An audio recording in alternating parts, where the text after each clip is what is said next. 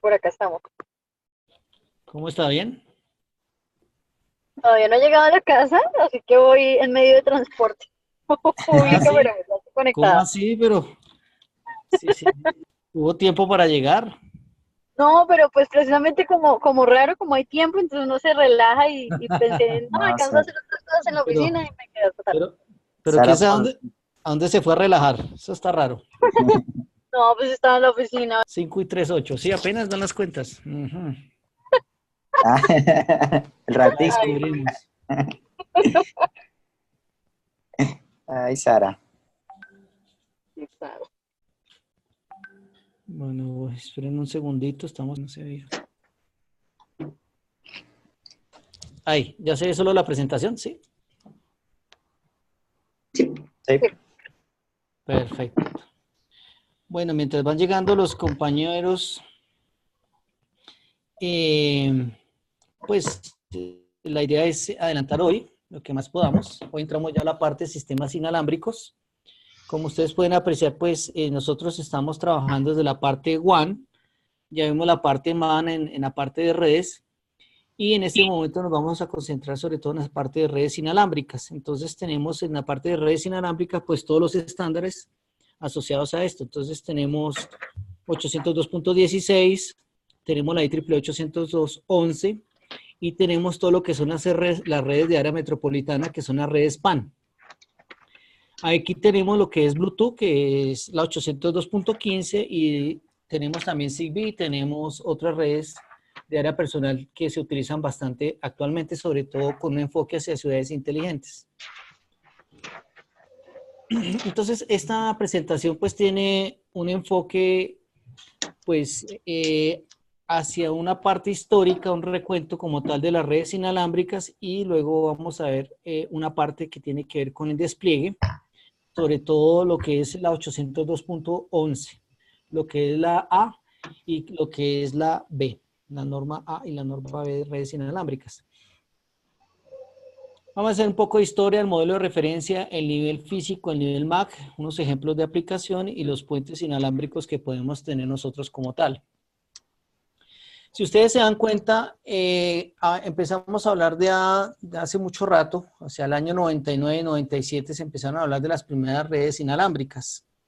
Sí, hay una comparación, esta tabla lo que trata de comparar los diferentes estándares, lo que es el estándar, por ejemplo, GSM, que fueron los primeros estándares que salieron en telefonía celular, luego una migración que hubo hacia GPRS, General Packet, y luego lo que se conoce como UMTS, y pues en este momento ya estamos hablando de LTE, ¿no? Que es la siguiente evolución. Pero este es un cuadro más para comparar los tipos de tecnología que habían en el momento, la tasa de transmisión que se tenía, y los estándares pues, que se tenían en ese momento. Entonces, cuando hablamos de la 802.11b, hablamos también en ese momento de lo que era Bluetooth, que es 802.15. GSM tenía tasas de transmisión de 9.6K. Cuando nosotros entramos a configurar un router y nosotros entrábamos por la consola, pues hacíamos o abríamos un telnet y el telnet nos preguntaba ciertas cosas como XON, XOF y luego nos preguntaba que si, a qué tipo de tasa nos queríamos conectar, si a 4800 a 9600. Entonces, como vemos, la tasa que se tenía en esa época era muy baja, 9.6K, pues hoy en día ya no es nada, ¿no? Luego se saltó a GPRS, pues ya subía a tasas de 170K, UMTS ya se suponían que eran tasas de 2 megas.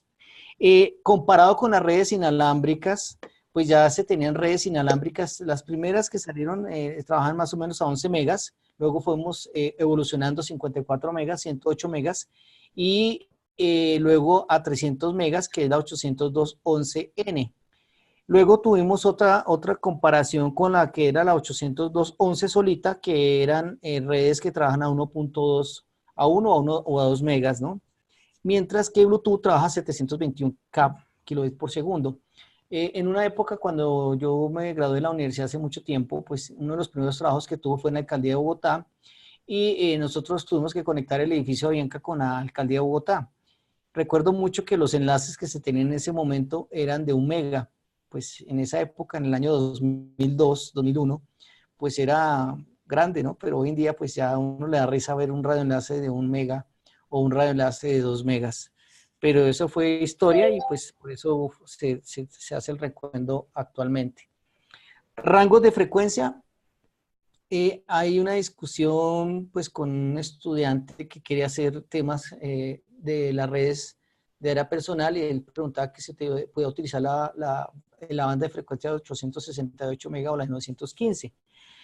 Como ven ustedes, las primeras redes wireless MAN pues trabajaban con 0.9, luego fueron subiendo a 1.8 gigas, 2.1 gigas, que es todo lo que tiene que ver con telefonía celular, y las primeras redes inalámbricas trabajan en banda de 2.4 gigas y en banda de 5 gigas.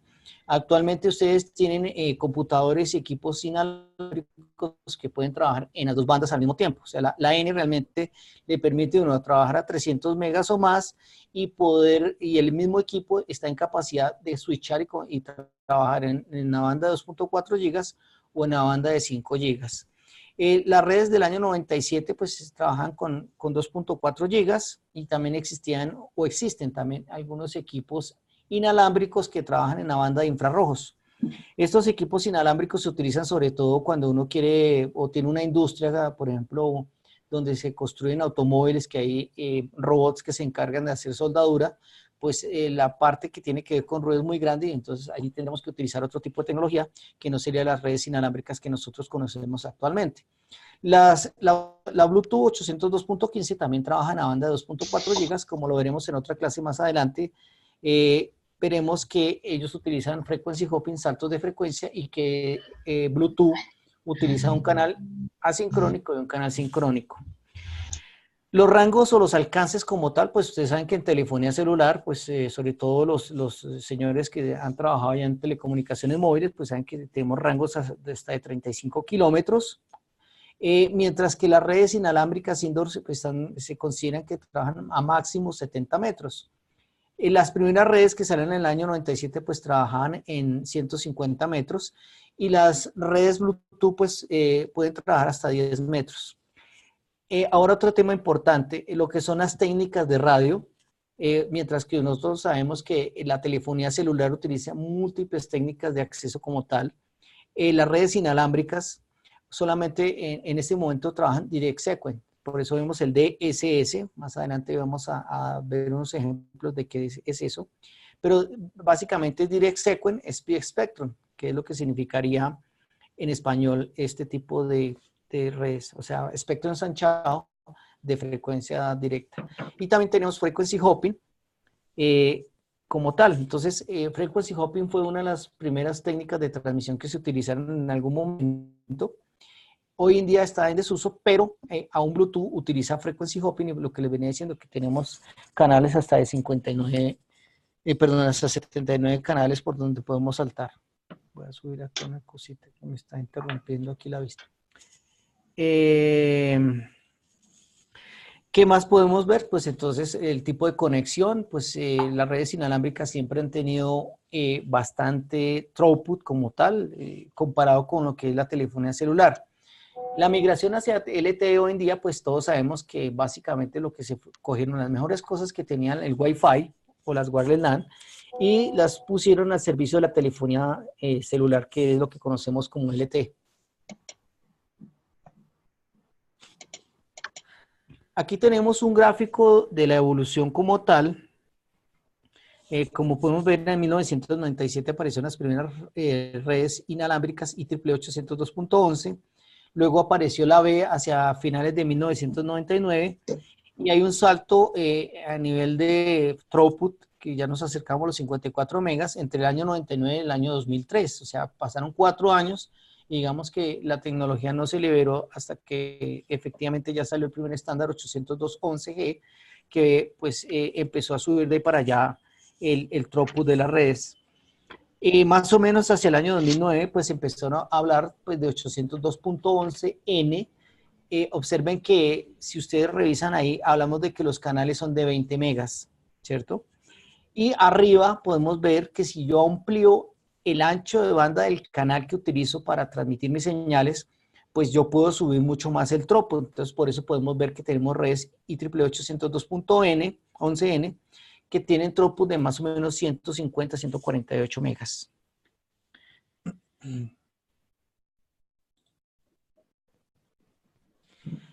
Nuevamente, aquí un recuento de la historia como tal. En 1996 se dieron las primeras redes inalámbricas de 860K, banda libre de 900 MHz, no se utilizaba en Europa. En 1993 ya los primeros equipos de 1 y 2 megas. 1997, la IEEE habla del primer estándar de 811 y empezaron a hablar de la banda de 2.4 GB. En 1998 empezamos a ver la evolución hacia 802.11b. 1999 empezamos a hablar de las primeras redes de 54 megas, mientras que la banda de 5 gigas no se podía emplear como banda libre en Europa. Año 2001, los primeros productos comerciales 802.11a, que es la que hablamos de, que está en la banda de 5 gigas, 5.2, 5.4, 5.8 gigas. Y en el año 2001 se empieza a hablar por primera vez de los estándares para calidad de servicio en redes inalámbricas. Aquí vemos, pues obviamente, otra vez otro recuento, supuestamente 802.11n, pues puede trabajar a 300 o a 600 megas. Lo que se hace realmente es que se utiliza transmisión en paralela, que es lo que se conoce en este momento como MIMO. Múltiples entradas, múltiples salidas, pues para poder utilizar varias frecuencias y poder transmitir utilizando varias antenas para poder mejorar el alcance y el ancho de banda. Aquí tenemos un cuadro de resumen del estándar 802.11. A la izquierda podemos apreciar pues el año 1997, 2 megas. Nuevamente otro resumen de 802.11b, 11 megas. Hacia el centro pues vemos que las primeras bandas de frecuencia que trabajan en 54 megas. Se empezó a hablar por primera vez de OFDM, ¿sí?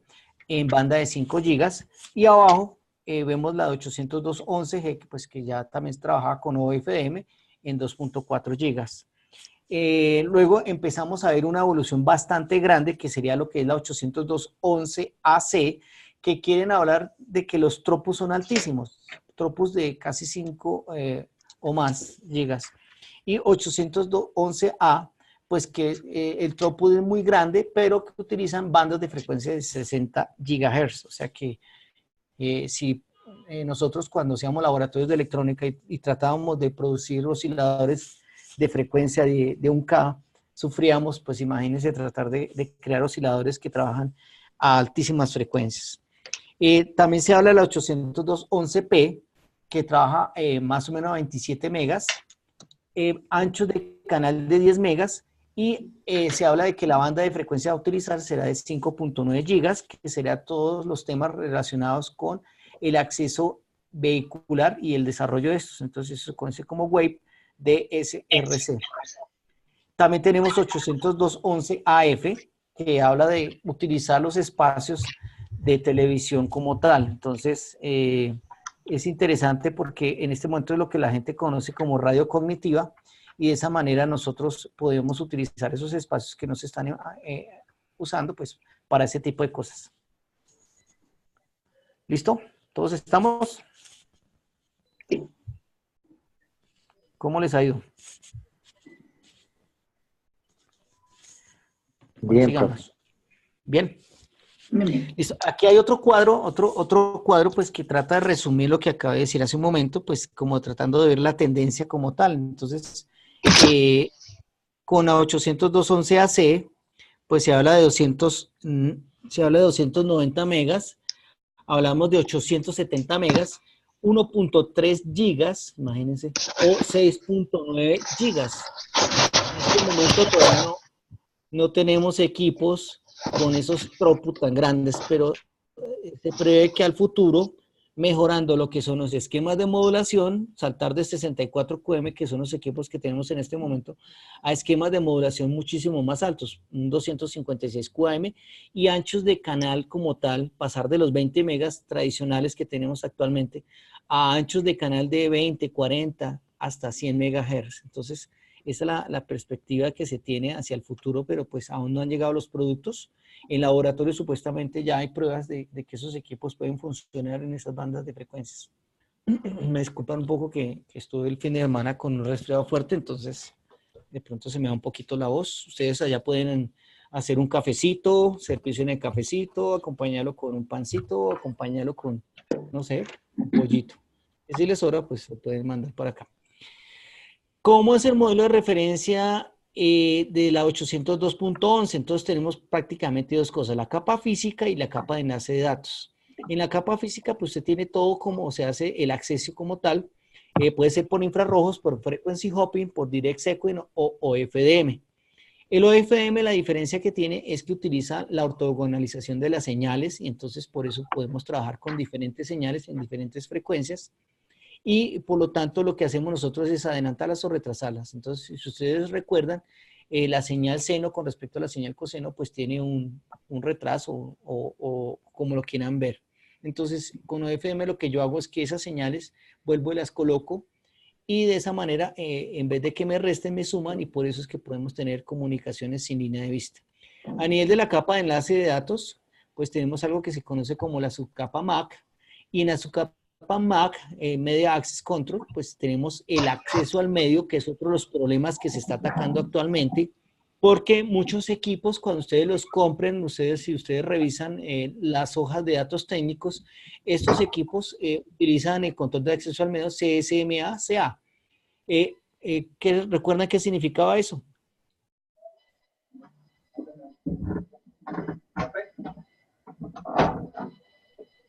¿Sí? ¿Recuerdan? Por ahí, ¿quién está moviendo las ollas?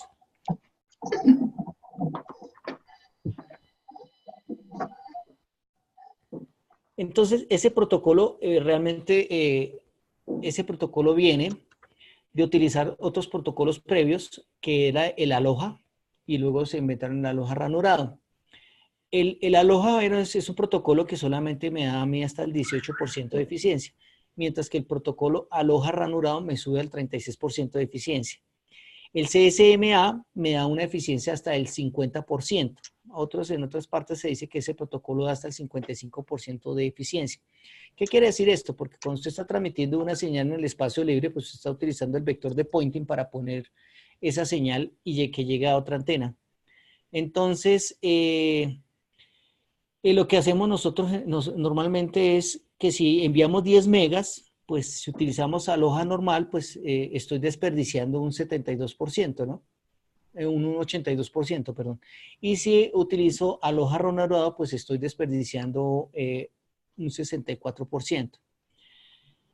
De esa manera, pues, ¿qué ocurre? Pues que, como ustedes bien saben, nuestros teléfonos celulares pues trabajan con una batería y si nosotros lográramos que esa batería pudiera convertir toda la energía que está almacenando en la transmisión de señal que quiero hacer hacia el espacio libre, pues no habrían inconvenientes y nosotros podríamos lograr este tipo de cosas.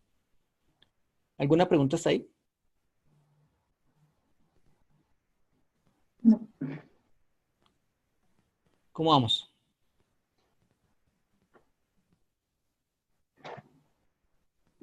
Bien, bien, bien. Bien, bien.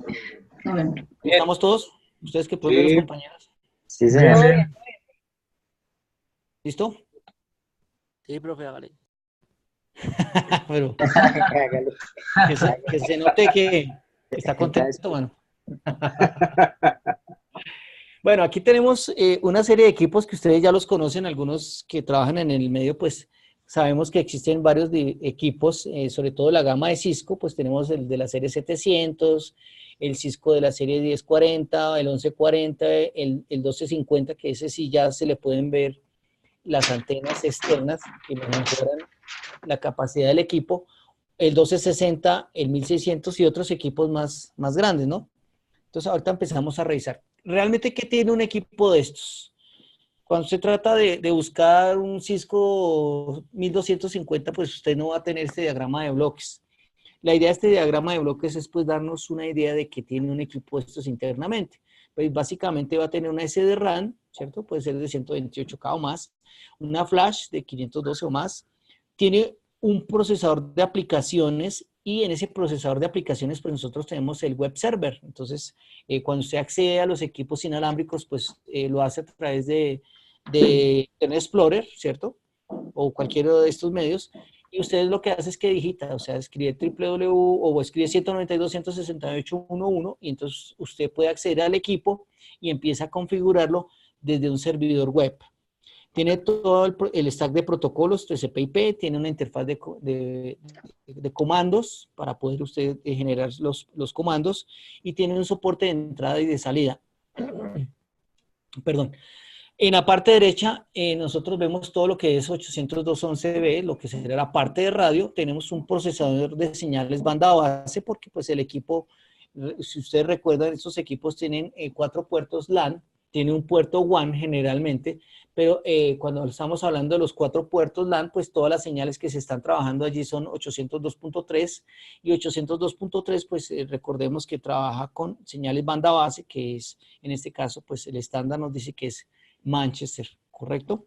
Luego tenemos otra etapa que es el transreceptor de RF, que se encarga de subir de la frecuencia intermedia al receptor de RF, y viene una parte de switcheo, pues que me permite a mí seleccionar por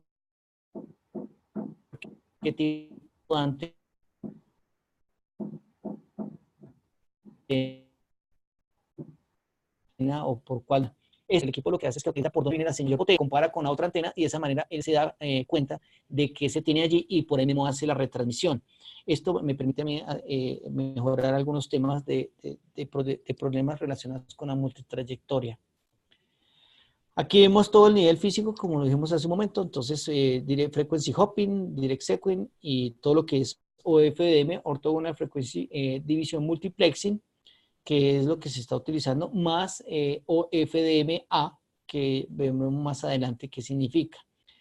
Otro cuadro resumen.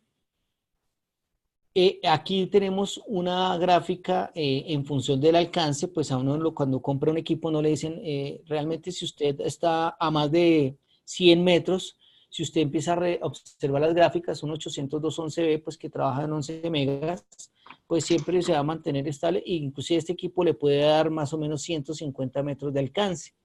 Pero si miramos la gráfica de color naranja, empezamos a darnos cuenta que el equipo ya empieza a presentar problemas de bajar el throughput más o menos en los 60, 70 metros. A medida que yo me voy alejando, pues el equipo no va a funcionar de la manera adecuada como nosotros queremos, no va a trabajar con el máximo throughput. En la línea naranja vemos que tenemos 48 megas, en 36 megas, 24 megas, 18 megas y así sucesivamente. Bien.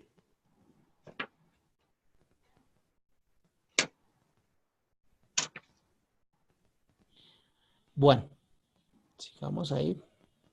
Entonces ya sabemos que la I2T es la que realmente se encarga de dividir el mundo en 3 regiones y cada región del mundo pues tiene una banda de frecuencia asignada. Nosotros nos regimos por lo que nos dicta también la FCC y por lo tanto casi todos los equipos que trabajamos aquí en nuestro país pues son equipos americanos, ¿no? Bueno, en cuanto a las 3 regiones, veamos que también se puede hablar de potencias de transmisión. Antiguamente, Europa, antes de ser el bloque europeo, la Unión Europea, pues Francia y España tenían otros rangos de frecuencias asignados y unas potencias máximas de 100 milivatios.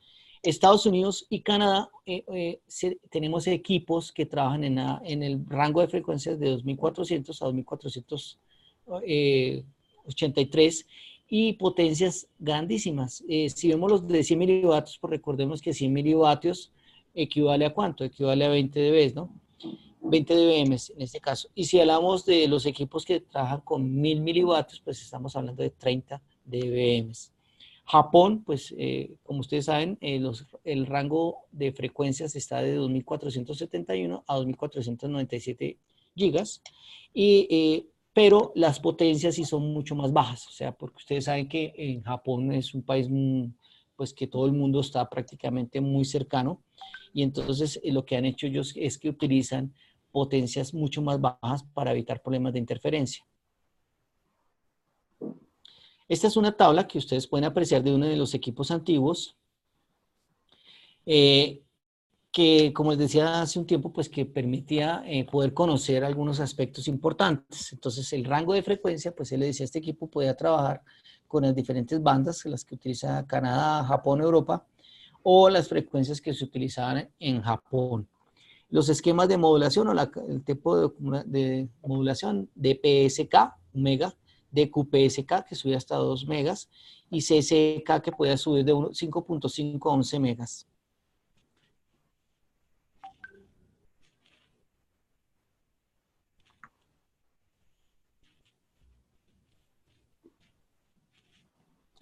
Bueno, entonces, también podemos hablar de los canales. Las frecuencias de reloj de 4.8 megas, que es la frecuencia de reloj de la CPU como tal del procesador que tenemos en el equipo. Y tenemos los canales para Estados Unidos y Canadá, 11 canales, del canal 1 al 11. Europa se habla de 13 canales, del 1 al 13. Japón habla de 14 canales, del canal 1 al canal 14, y Francia tiene 4 canales antiguamente, pues como para ver un poco de qué era lo que ocurría antiguamente. Como ustedes pueden ver, la MAC que dijimos hace un momento, pues utiliza CSMACA con ACKs, RTS y CTS, que es como el esquema, cómo funciona el Media Access Control. En temas de potencia, pues más o menos 15 dB es típico, que es aproximadamente 32 milivatios. Temas de sensitividad, pues recuerden que si su sensitividad está hacia 100, pues quiere decir que el equipo va a transmitir con menos potencia, o mejor dicho, con menos throughput, y obviamente pues la potencia no va a ser igual. Si hablamos de menos 82 dB, pues estamos hablando de que el equipo puede trabajar hasta los 11 megas.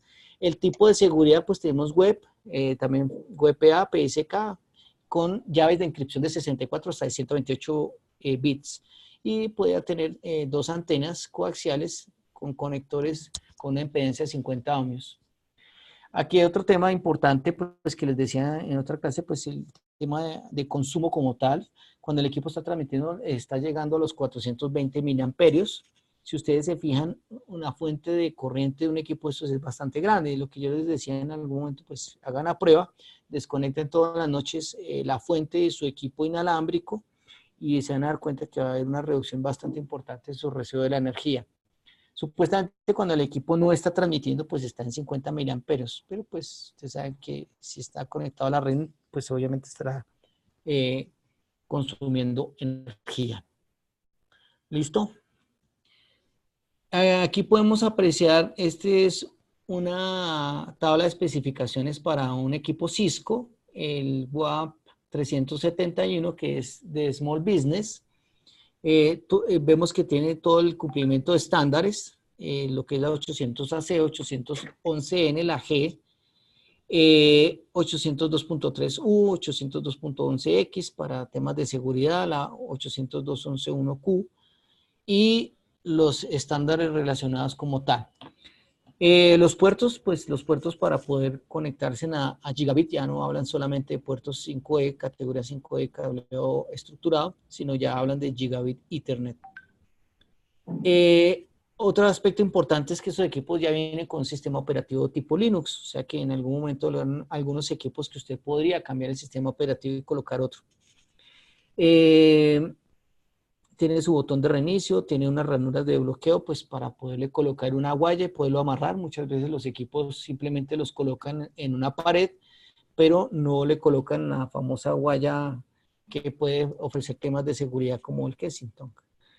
El peso y, por ejemplo, este equipo ya viene con soporte de IPv6, le soporta el tema de los portales cautivos, que en este caso pues serán temas relacionados con el servidores radios, como los portales cautivos que ustedes ven en los aeropuertos cuando se conecta y empieza a decirle que usted está conectado al aeropuerto X y que el tiempo de conexión pues, se lo van a cobrar. Entonces, eso se hace mediante un portal cautivo.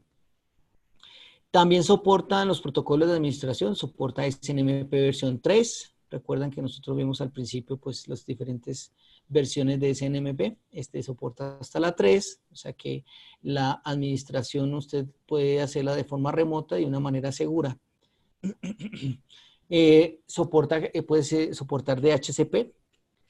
Y en la parte de tecnología inalámbrica, pues vemos que son equipos duales que trabajan con 2.4 y 5 GB al mismo tiempo. Este, por ejemplo, es de 2 antenas mismo, Este, por ejemplo, podemos ver ya por primera vez que tiene canal de 20 y de 40 y hasta 80 MHz para cumplir con 802.11 AC. 20 y 40 MHz para 802.11N. Por eso es importante que cuando usted compre su equipo inalámbrico, su portátil, pues se dé cuenta si soporta 802.11 AC. Si no lo soporta, pues obviamente el equipo le va a trabajar como un equipo normal. Y aquí dice que este equipo soporta hasta 1.6 GB de velocidad de datos en la capa física. Ustedes saben que pues los access point, en todo caso, siempre lo que hacen es que reparten el ancho de banda entre todos los clientes que se estén conectando al mismo tiempo. Ahora bien, cuando hablamos del espectro disperso, nosotros podemos hablar de las emisiones que se hacen, por ejemplo, a más de 1 milivatio, ¿cierto? Para poder utilizar el espectro. Tenemos dos básicamente, frequency hopping y direct sequence. En frequency hopping, lo que les venía diciendo, pues nosotros tenemos hasta 79 canales, pero el inconveniente es que cada canal es de 1 mega. Mientras que en direct sequence, que es lo que se utiliza actualmente, tenemos hasta 11 canales, pero si vemos en la parte izquierda, los anchos de banda de cada canal son de 22 o de 20 megas. Por lo tanto, si existe una interferencia en direct sequence, esa interferencia pues es absorbida por el mismo canal y no le va a dañar la señal. Mientras que si existe una interferencia en un canal de 1 MHz de ancho de banda, en frequency hopping, pues sí me va a ocasionar bastante interferencia y me va a dañar la señal. Entonces, por lo tanto, direct sequence es lo que más se utiliza actualmente. Bueno, revisen esta gráfica un segundito, por favor, mientras yo hago aquí conecto la máquina que se está descargando. Revisen un tema importante. ¿Qué diferencia hay entre estas dos gráficas? Si ya lo discutimos.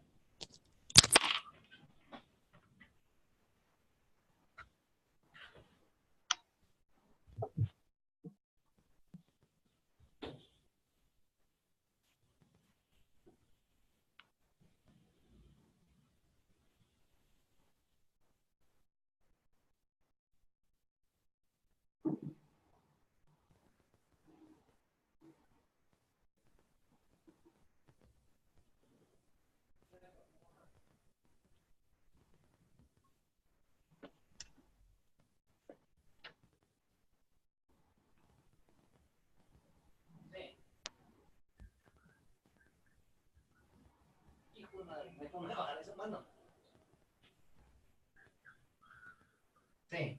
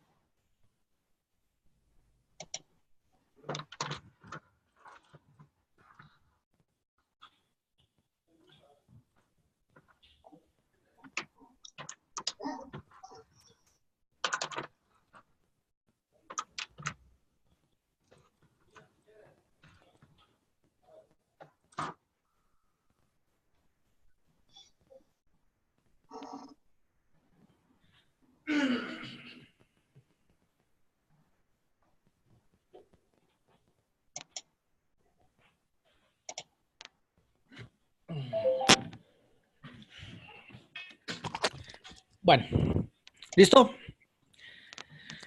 ¿Están por ahí o no? Entonces, como se pueden dar cuenta, las dos gráficas, si las revisamos, cuando tratamos de encontrar el área bajo la curva, ambas tienen lo mismo, ambas son de 100 milivatios. Bien, ¿cómo se calcula el área bajo la curva?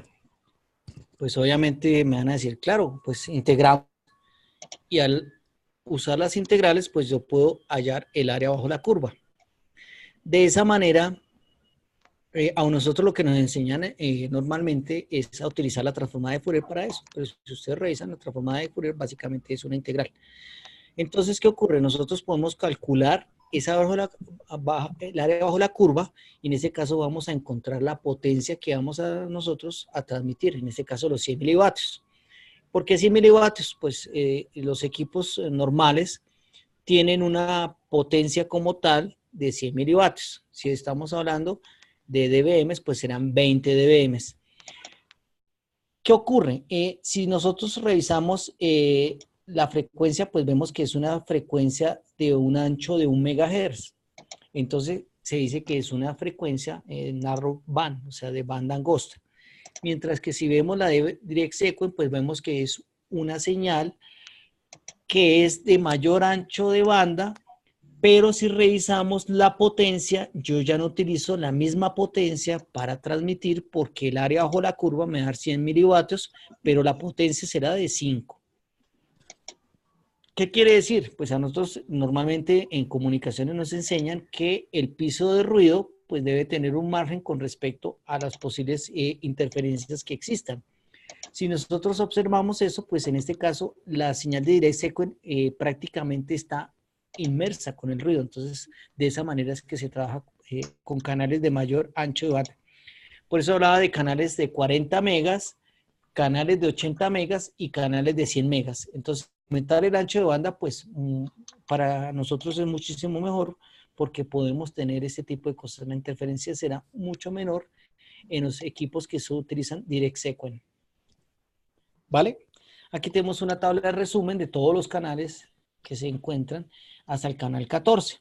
Entonces, usted puede comprar un equipo inalámbrico en Japón y si el equipo que usted compró es un equipo japonés, pues ese equipo usted lo podría configurar para que trabaje en el canal 14 y de esa manera usted no tendría problemas de interferencia. ¿Cómo nos damos cuenta de los problemas de interferencia? Si ustedes observan, a nosotros siempre nos han dicho, bueno, usted cuando coloque un equipo, pues colóquelo, si estamos hablando de Estados Unidos y Canadá, pues ubique un equipo en el canal 1, otro equipo en el canal 6 y otro equipo en el canal 11. De esa manera, pues usted, si tiene 3 access points en diferentes pisos, pues no vamos a tener problemas de interferencia. El inconveniente es que obviamente solamente podríamos utilizar en teoría 3 canales. ¿Cómo hacemos nosotros para hacer una auditoría? Hay software, por ejemplo, hay varios software que usted puede descargar y utilizarlos en su celular, pues para poder revisar los canales que se tienen allí. Para Windows 2010 está Insider, no sé si lo conocen, Insider, se busca, lo pueden descargar y ustedes podrían en determinado momento revisar cuántos access points tienen alrededor, ver cuántos access points están en el canal 1, cuántos access points están en el canal 6, cuántos están en el canal 11. Si se dan cuenta que todos los access points están en el canal 1, pues usted ya sabe que sus vecinos de las casas contiguas están interfiriendo a usted. ¿Qué tendría que hacer? Pues llamar a la ETV o llamar a Claro y pedir que por favor le cambien al canal 6 o al canal 11. En dado caso que haya muchísimos access points en el canal 1, canal 6 y canal 11, pues la idea es tratar de ubicarse en otro canal, por ejemplo en el canal 3 o en el canal 8. Y de esa manera pues usted podría en determinado momento tratar de mitigar el efecto que se tiene de utilizar diferentes canales. ¿Bien?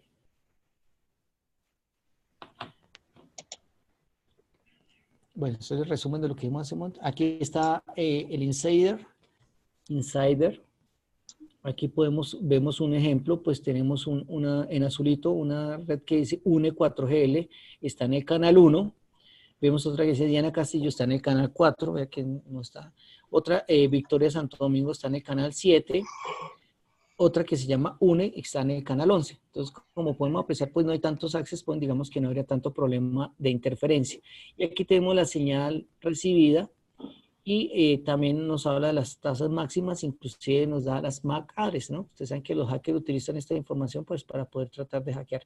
Lo interesante de este Insider es que también tiene unas gráficas que usted puede ver los equipos que trabajan en banda de 2.4 gigas y equipos que están trabajando en la banda de 5 gigas. Como les decía hace un momento, la idea es que ustedes los descarguen. Inclusive hay un laboratorio pues para que ustedes hagan un laboratorio donde puedan medir diferentes señales de otros sitios y puedan determinar cuál sería la mejor banda que pueden utilizar. Interferencias, sí, claro, Bluetooth puede interferir sus equipos porque recuerde que Bluetooth utiliza la misma banda de 2.4 gigas. Los hornos microondas funcionan en banda de 2.4 gigas, o sea que los hornos microondas son un Wi-Fi disimulado.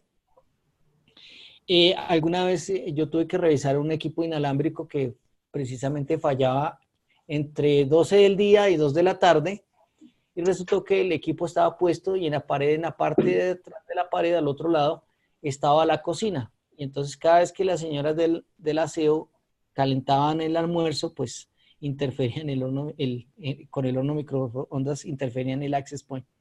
Entonces básicamente lo que se hizo fue reubicar el access point y ya no volvimos a tener problemas de fallas.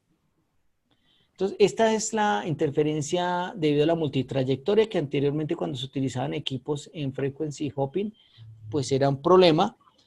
Se requería línea de vista, pero con el uso de Direct Sequence, pues lo que antes era un problema se convirtió en una virtud y por eso nosotros no tenemos que tener línea de vista con mi access point porque a través de la propagación de la señal y que esta señal va saltando de pared en pared hasta llegar al sitio que se quiere tener la señal. Entonces, de esa manera se pudo resolver el problema pues con dobles antenas y ya eso pasó a ser una gran virtud de los equipos inalámbricos que no requieren línea de vista. Entonces ahí están los equipos. El primer equipo que nosotros conocimos fueron los Linksys que tenían sus dos antenitas y de esa manera pues el equipo podía captar las señales y poder determinar por dónde había llegado la señal y ver cuál era la señal reflejada, o sea, cuál era la señal que no estaba en fase, la ponía en fase, la sumaba y de esa manera pues el equipo podía funcionar de manera adecuada. Ahora bien, esto es todo lo que se conoce como la diversidad y al utilizar MIMO, pues yo puedo ampliar la capacidad de un equipo, o sea que entre más antenas tenga mi equipo, pues yo estoy utilizando la capacidad del mismo para tener MIMO. ¿Qué más podemos decir? Básicamente con el MIMO, pues yo ya tengo que intercalar una etapa más que se conoce como el OFDM, pero si ustedes ven, comparado con la primera gráfica de un equipo inalámbrico, pues vemos que tienen la misma parte de radiofrecuencia, tenemos el amplificador de potencia y la salida hacia la antena. Lo que se hizo fue realmente intercalar una etapa adicional que es la etapa de OFDM. Aquí tenemos diferentes redes. No necesariamente nosotros tenemos que tener un access point para configurar algún tipo de red. Entonces, el primer tipo de servicio básico, por decirlo así, se llama BSS en inglés, Basic Service Set, y es cuando usted utiliza varios computadores portátiles y a través de sus red inalámbrica, pues yo los puedo conectar. Esto es lo que se conoce como una red de tipo ad hoc. Ahora bien, si yo pudiera en alguna de estas máquinas, en un portátil, a través de su puerto LAN, pues podría conectarme al router principal de mi compañía y de esa manera pues también podría compartir el acceso a internet. Entonces básicamente ahí lo que yo estoy utilizando pues es una antena inalámbrica y la tarjeta de red LAN. Ahí está lo que decíamos del protocolo de acceso al medio, el CSMA. Él funciona con ACKs y RTS. Este slide me gusta mostrarlo porque alguna vez me pasó con un equipo Alvarion. Yo veía que el equipo se le podía configurar el DIF y se le podía configurar el CIF. Y yo me preguntaba, bueno, ¿y ese tipo de cosas qué es? ¿Qué será el CIF y qué será el DIF? Entonces, el DIF es Distributed Coordination Function, entonces Interframe Space. Ese es un tiempo que usted puede configurar para que él envíe las tramas de datos. Y también hay otro que se llama el CIF. Ese DIF es más o menos de 50 milisegundos y los CIF que se envían entre una trama y una CK puede ser de 10 milisegundos. De esa manera, el equipo espera un tiempo aleatorio para poder transmitir las tramas y de esa manera nosotros evitamos las colisiones. ¿Cómo se dan las colisiones? Pues si nosotros hablamos que un equipo puede tener una máxima distancia de 70 metros, que realmente es lo que me permite a mí medir el tiempo en que se tarda una señal de un emisor a un receptor, que en ese caso sería de 0,23 microsegundos, pues yo podría darme cuenta si el paquete llegó o no. Entonces, ¿cómo funciona? Eso se conocía como el problema de la estación oculta. En algún momento lo que se quería hacer era que yo tenía una estación, o 3 estaciones, en este caso 3 máquinas, y la estación A quería transmitir a la estación B. La estación C también transmitía al mismo tiempo hacia la estación B. Entonces, ¿qué ocurría? Pues se producía una colisión. La manera de solucionar este problema fue a través de RTS y de CTS. Entonces, cuando la estación A quería transmitir a la estación B, le decía, yo le quiero transmitir una trama de 500 bytes y eso lo hacía a través de un RTS. ¿Esto qué quiere decir? Eso es casi como una pequeña trama que simplemente se utiliza para información. B responde con un RTS que realmente se conoce como un CTS, un Clear to Send. Ese Clear to Send llega a las 2 máquinas, tanto a la máquina A como a la máquina C. Por lo tanto, la máquina C pues, no va a transmitir porque se va a estar pues, callada durante los 500 bytes que dura la transmisión que quiere hacer la máquina A. Y de esa manera fue que se resolvieron los inconvenientes de las colisiones. ¿Qué son realmente los RTS y los CTS? Son Virtual Carrier Sense, pues que se utilizan para hacer este tipo de cosas. Y ya yo no tenía que enviar muchísimas tramas para poder que me llegara mi mensaje a mi estación receptora. Aquí tenemos otro tipo de, perdón, otro tipo de conexión que es con punto de acceso. Este es el famoso access point que nosotros conocemos y que le da comunicación a cualquier tipo de dispositivo. Vemos que él está conectado al router principal y el router principal está conectado a internet. Y en la parte central pues vemos que también está conectado a mis switches. Entonces los que conoce usted como los access point, los puntos de acceso, y de esa manera usted puede tener puntos de acceso fijos en todas sus redes, ¿no? Aquí tenemos otro servicio que se llama el servicio Extend Service Set, que lo que está haciendo básicamente es que utiliza una red de distribución que está hecha con switch. Mis access points se conectan a mi switch, ¿cierto? Y si ustedes se dan cuenta, estos 2 access points están puestos en diferentes canales. Esto es lo mismo que usted puede tener en un edificio. En el piso 3 pueden tener un access point que está en el canal 1 y en el piso 5 podrían tener un access point que está conectado o está trabajando en el canal número 6. Esto es cuando ustedes quieren trabajar un tema de un repetidor, por ejemplo, en una finca, que ustedes no pueden tener la conectividad a través de cable UTP, pero sí podrían, digamos que repetir la señal de un access point que si está conectado a internet, o sea, cada 70 metros usted tendría que colocar un repetidor. El truco aquí consiste en que ambos dispositivos estén en el mismo canal. En este caso, ambos están en el canal 1.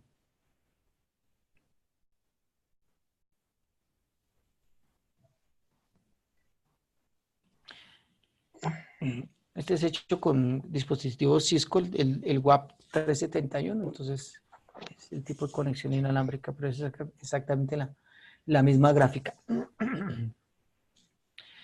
Bueno, ustedes saben que el roaming aquí en las redes Wi-Fi no es tan bueno, pero pues ya los estándares se han liberado pues para tratar de que el roaming sea mucho mejor. Pero ustedes saben que cuando ustedes están cambiando de un access point a otro, pues si el SID es diferente, pues tienen que configurarlo.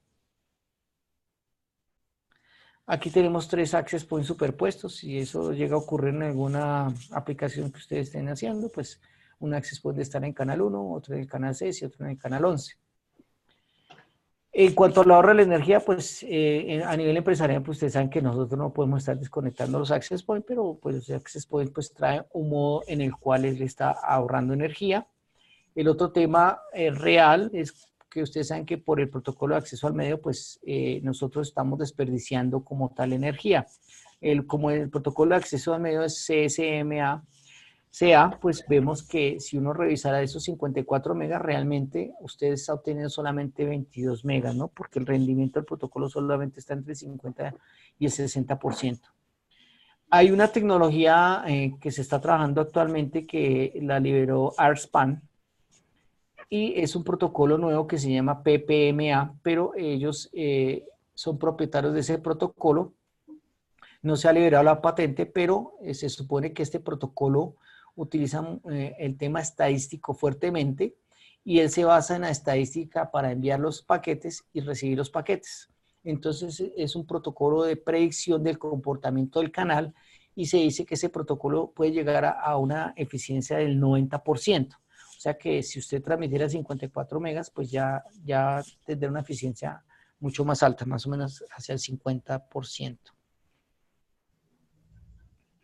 En cuanto a la seguridad, pues hay un tema importante. Usted puede configurar sus access point y meter cualquier tipo de seguridad, TKPI o otro tipo de seguridad, pero el inconveniente es que como él tiene un procesador muy pequeño, pues cuando usted aplica claves de seguridad y todo, pues el sistema se vuelve muy lento.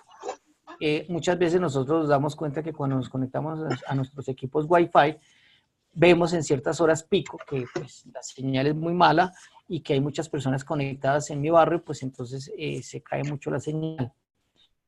Si nosotros logramos o quisiéramos colocar una seguridad muy fuerte, pues obviamente la red se volvería muchísimo más lenta. En cuanto a la salud, pues se están haciendo estudios porque pues nosotros somos de las primeras generaciones que estamos todo el día sometidos a una radiación de más o menos 100 milivatios. Pero si comparáramos con un teléfono celular GSM, que es de los primeros, un teléfono celular GSM está consumiendo más o menos 800 milivatios. Comparado con las redes inalámbricas que son de 100 milivatios, pues obviamente hay una proporción de 1 a 8. Por lo tanto, nuestros teléfonos celulares nos están radiando mucho más potencia que un dispositivo Wi-Fi. Bueno, aquí tenemos algunos ejemplos de aplicación. En este ejemplo de aplicación vemos que tenemos 6 access points. Y nos dice, bueno, si usted tiene 6 access points, entonces en la parte de arriba, pues el primer access point lo puede colocar en el canal 1, el otro access point lo puede colocar en el canal 11, el otro access point lo puede colocar en el canal 6, inmediatamente abajo. Podemos hacer lo contrario, canal 6, canal 1 y canal 11. Esto es para un espacio de más o menos de 260 metros de ancho por 600 metros de largo. O sea, podría ser una especie de campus donde usted tenga que colocar 6 access points. Si fuera en un almacén o en un edificio vertical, pues el access point de la parte de arriba está en el canal 1, el access point del inmediatamente siguiente estará en el canal 11, el siguiente en el canal 6, canal 11, canal 6, y de esa manera pues usted trata de mitigar los efectos de tener otros access points cercanos. Y también usted puede tener en una campus universitario, pues los access points dentro, digamos, las aulas de clase. Ahí ponemos 4 access points y puede usted también utilizar otros access points para un pack, donde estos dispositivos, pues obviamente tendrán unas antenas mucho más largas y esos equipos, pues tendrán un alcance muchísimo mayor. Aquí vemos, pues, para darnos una idea de, bueno, pero ¿cuántos dBs tiene una antena de estas? Que es la que vemos tradicionalmente en un access point como Linksys o cualquiera de estos. Si uno ve, este dipolo tiene más o menos 2.14 dBs y estos son los diagramas de radiación.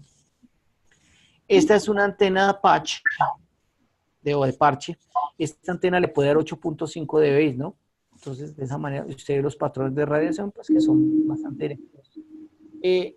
La idea es que la próxima clase, pues, trabajemos con radio mobile, ahí se puede utilizar online. Ya usted puede importar o exportar los mapas a Google Earth. Google Earth también tiene la forma en que usted puede colocar diferentes dispositivos inalámbricos de punto a punto, y de esa manera usted puede ver, pues, obviamente, el comportamiento de los diagramas de radiación y poderlos apuntar de manera adecuada.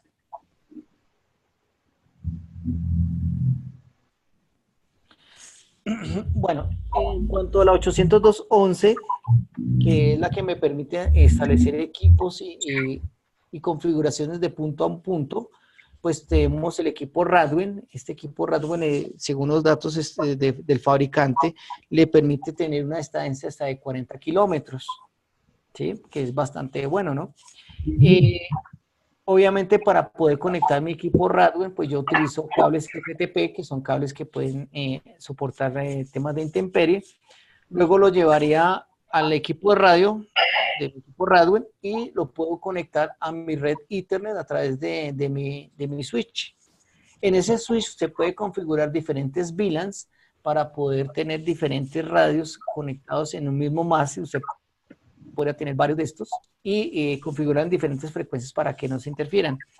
Estos equipos Radwin tienen generalmente unas ganancias de sus antenas. Algunos utilizan antenas parabólicas. Cuando ustedes vean una antena parabólica, más o menos se van a dar cuenta que esas antenas pues, son de 24 dBi. Si es una antena atachada o una antena que está pegada al equipo, pues esas antenas tienen una potencia de más o menos 100 milivatios. O sea, 20 dBm.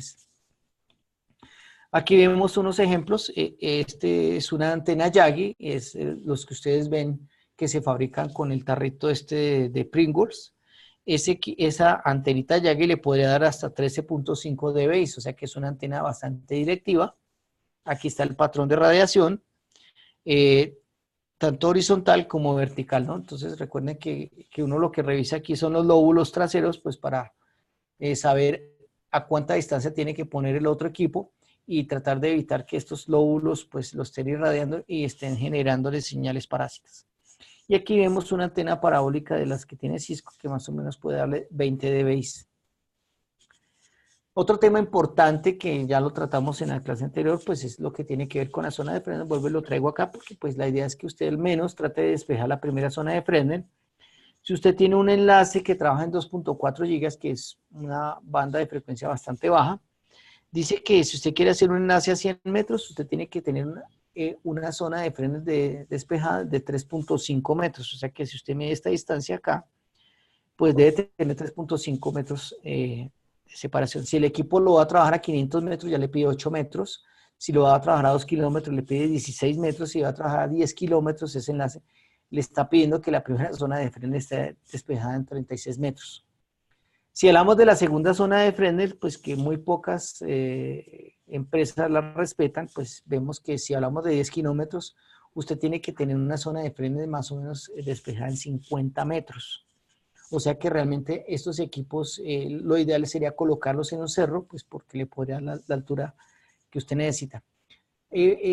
Lo que se está haciendo actualmente es que uno utiliza mástiles muy económicos, un mástil de 2 metros, más o menos por 3 pulgadas de diámetro, con anclaje a pared y con tilt, pues para poder usted apuntar sus radioenlaces inalámbricos y de esa manera poder tener una conexión.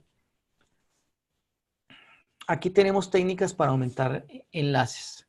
Entonces, si usted tiene un enlace que le da máximo 10 kilómetros, pues coloca un repetidor en un edificio. Un repetidor en este caso sería un repetidor de tipo activo, porque pues en ambas partes usted utilizaría un switch para poder conectar los dos radioenlaces y podría ampliar la capacidad. Entonces, si ustedes ven, la idea es utilizar diferentes frecuencias. Aquí tenemos uno de los equipos que supuestamente funcionan únicamente pues a nivel pasivo, pero realmente esto no es cierto. La idea es utilizar equipos que utilicen dispositivos activos. Si usted quiere ampliar capacidad, porque pues siempre usted quiere mayor throughput, pero si usted sabe que estos equipos a nivel de 802.11a le dan 54 megas, más o menos el Radwin está dando 48 megas más un puerto de uno de 2048, de otros 2 megas, le está dando 50, ¿no? Entonces, si usted parte de la premisa que estos equipos son de 54 megas más o menos, pues usted podría colocar en un mástil 3 equipos apuntando al mismo sitio, pero tendría que utilizar diferentes canales de frecuencia para evitar interferencia entre ellos. Aquí podría utilizar un router pues para poder hacer la microsegmentación de los paquetes y poderlos conectar a sus redes. También tenemos configuraciones multipunto. En este caso, pues hablo de Radwin porque son equipos muy económicos. Está el Radwin 4800, no sé si alguno lo ha podido instalar y lo ha podido trabajar. Y este equipo, pues como les venía diciendo, es de 48 megas más un puerto E1, o sea que tiene la parte Ethernet, más un puerto sincrónico, pues para poder configurar o conectar dos plantas telefónicas. Y de esa manera usted podría llevar señales de voz aparte de su canal Ethernet. Cuando usted quiere hacer enlaces multipunto, pues podemos tener varias opciones. Una de las más conocidas son los equipos Alvarion. donde usted podría colocar, por ejemplo, en el Cerro del Cable, que es el cerro que está al frente de la universidad, usted puede en una de esas torres pues colocar varios equipos y estar apuntando hacia la ciudad de Bogotá y llevar señales desde cualquier parte, inclusive, ¿no? ¿Preguntas? No, por el momento. Ahora. Bueno, espérenme un segundito, por favor. ¿Qué razón? Bueno, se ha rendido. Lo que pasa es que cuando uno está así, pues habla y habla y habla, entonces se vuelve un poco cansón, ¿no? Pues,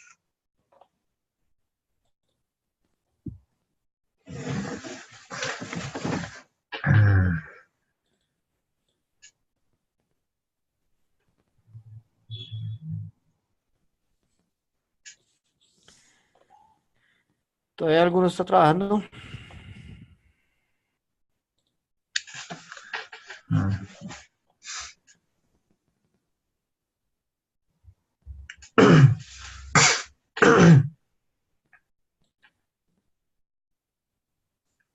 antenas. Un segundito, por favor.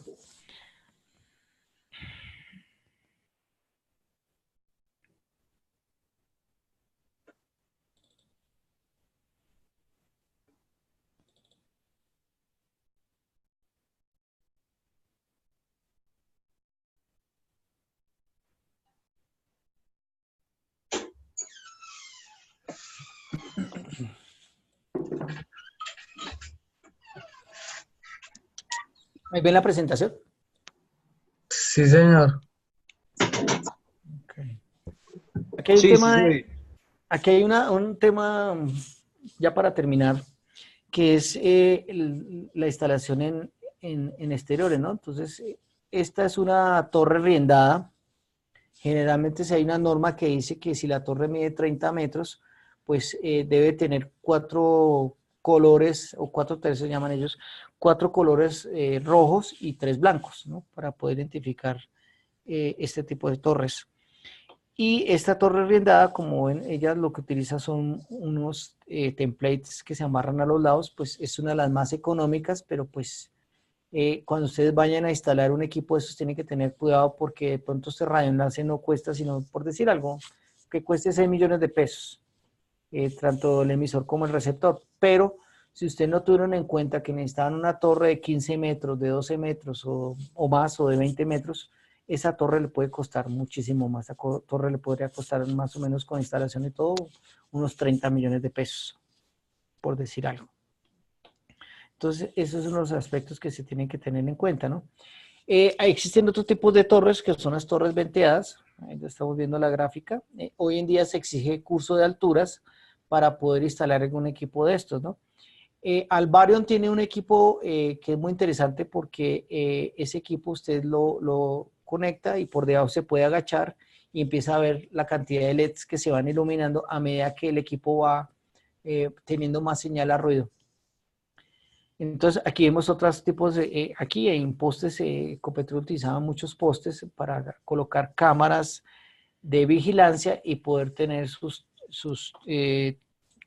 pozos petroleros vigilados a través de radioenlaces. Y aquí vemos una torre autosoportada, pues que es las que conocemos normalmente. Estos tamborcitos que ustedes están viendo, los vamos a trabajar en la siguiente clase, que son equipos que le permiten hacer long haul, pues que son equipos que ya utilizan bandas de frecuencias licenciadas, bandas superiores de 6 gigas, que son los que se la pasa, por ejemplo, Telefónica o se la pasa Claro, haciendo estudios de interferencia con ciertas empresas, telemediciones o demás empresas que se encargan de esto. Entonces lo que hacen básicamente es que se van con analizadores de espectro, se conectan a estas antenas y empiezan a hacer los estudios de interferencia y por eso cobran bastante dinero. Entonces en las torres autosoportadas pues usted puede tener 6 equipos. Si tiene 6 equipos y usted divide 360 grados entre 6 equipos, pues le va a dar que cada equipo debe tener 60 grados de apertura, ¿no? Y de esa manera, pues usted tiene una cobertura a los 360 grados. Por ejemplo, en Bogotá, si usted como tiene Cerro de Monserrate, pues hacia la parte de atrás usted no tiene nada, pues podría omitir en determinado momento esas antenas que están apuntando hacia atrás y solamente utilizar 4 antenas de 60 grados, o sea, eso le daría 240 grados y con eso tendría usted pues cubierta casi que la totalidad de Bogotá. Este fue pues un ejemplo que habíamos mostrado pues, de fallas de instalación. Aquí tenemos una instalación de un sector, 2 antenas. Estas antenas se pueden conseguir de 120 grados, o sea que podríamos tener aquí una cobertura de 240 grados y habrá unos espacios en los cuales no. Aquí hay 6 sectores, antenas de 60 grados, y aquí podríamos tener 12 sectores, pero pues las antenas también no son de 60 grados, pero pues, lo que haría usted es que tendría equipos en paralelo que le estarían captando mucho mayor cantidad de usuarios. ¿Preguntas hasta ahí, señores? No. Bueno, podemos dejar hoy hasta ahí, ya que nos rindió. Si quieren, Sí, claro. Sí. hacemos una sesión de preguntas. Los invito a que por favor visiten, si me cansa, para que entren aquí a Radio Mobile. ¿Están viendo ahí? Sí, señor. Sí, señor. Y Radio Mobile, pues ustedes lo encuentran online. La invitación es que entren ahí, creen un usuario. Aquí le dice el usuario que ustedes quieren crear. Yo ya tengo creado uno. Y Submit le detecta a usted su usuario creado. Y entonces, ¿el objetivo cuál es? Empezar a crear ciertos enlaces para que ustedes puedan corroborar lo que estamos trabajando. ¿Listo? Y está también el Google Earth. La idea es que lo descarguen. Aquí está el Google Earth.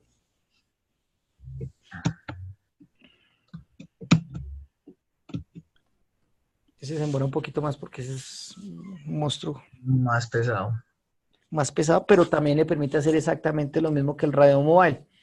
El Radio Mobile también lo puede descargar usted en su computador e instalarlo, pero pues molesta bastante porque tiene que bajar los diferentes mapas, la cartografía, bueno, una cantidad de cosas. Entonces el objetivo es que empecemos nosotros a crear nuestros primeros enlaces, ¿vale? Entonces para eso yo les voy a enviar una guía que se tiene, pues para que ustedes creen algunos enlaces. Y lo que les sirve a uno esta herramienta es para poder ver altura de antenas, distancias, y de esa manera pues usted se da cuenta si efectivamente sus radioenlaces pues tienen una buena distancia. Entonces lo que decíamos hace un momento, nosotros podemos hacer un radioenlace desde la sede central, la sede de ingeniería, a la facultad tecnológica y más o menos me da que son 13 grados, ¿bien? Pero eso lo dejamos para la próxima clase, para no desgastarnos tanto, ¿bien? Bueno, listo, profe. Hay otro también que quiero que ustedes vayan mirando, que es el Sirio Online, pero sirve también para lo mismo.